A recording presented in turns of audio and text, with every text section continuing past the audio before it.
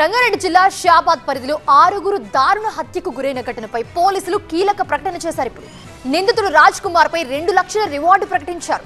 మరోవైపు ఈ కేసులో నిర్లక్ష్యం వహించిన అందరిపైన కఠిన చర్యలు తీసుకుంటామన్నారు రంగారెడ్డి జిల్లా కలెక్టర్ సి నారాయణరెడ్డి.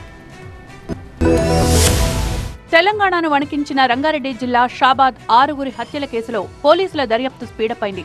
పోక్సో కేసులో జైలుకు వెళ్లి బెయిల్పై వచ్చిన నిందితుడు రాజ్ కుమార్ కక్షతో ఊగిపోయి 6గురిని అత్యంత దారుణంగా నరికి చంపాడు.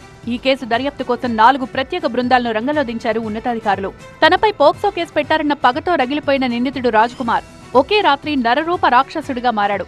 గత మే 16న ఓ బాలికను వేధిస్తున్నాడనే కారణంతో ఆమె తల్లి రాజ్ కుమార్ పై పోలీసులకు ఫిర్యాదు చేసింది. దీంతో కేసు నమోదై జైలుకు వెళ్లిన నిందితుడు ఇటీవల బెయిల్పై బయటకొచ్చాడు. తనను జైలుకు పంపిన వారిపై ఎలాగైనా పగ తీర్చుకోవాలని ప్లాన్ వేశాడు. రాత్రి 11 గంటల ప్రాంతంలో బాలిక ఇంటికొచ్చాడు నిందితుడు రాజ్ కుమార్. అక్కడే మెట్ల మీద కూర్చుని బీర్ తాగి తలుపు కొట్టాడు.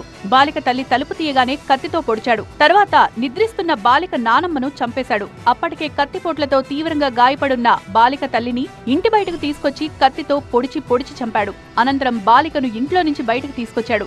షాబాద్ నుంచి 5 కిలోమీటర్ల దూరంలో ఉన్న తన భార్య పిల్లలు ఉంటున్న దైవాలగూడకొచ్చాడు. అక్కడే ఊరు బయటున్న చెరువు దగ్గరకు బాలికను తీసుకువెళ్లి చంపేశాడు.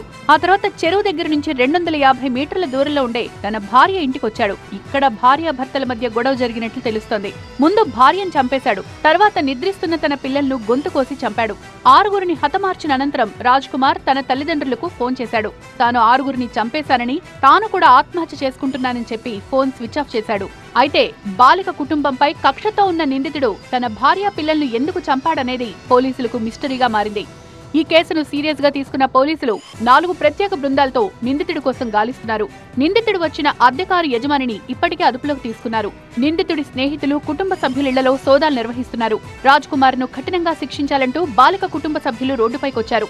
షాబాద్ చౌరస్తాలో బైఠాయించి రాస్తారోకో చేపట్టారు. హంతకుడు రాజ్ కుమార్ ను వెంటనే తమకు అప్పగించాలని డిమాండ్ చేశారు. పోలీసులకు వ్యతిరేకంగా నినాదాలు చేశారు. ఈ కేసులో నిర్లక్ష్యంగా వ్యవహరించిన ఎస్ఐని సస్పెండ్ చేసినట్లు ప్రకటించారు.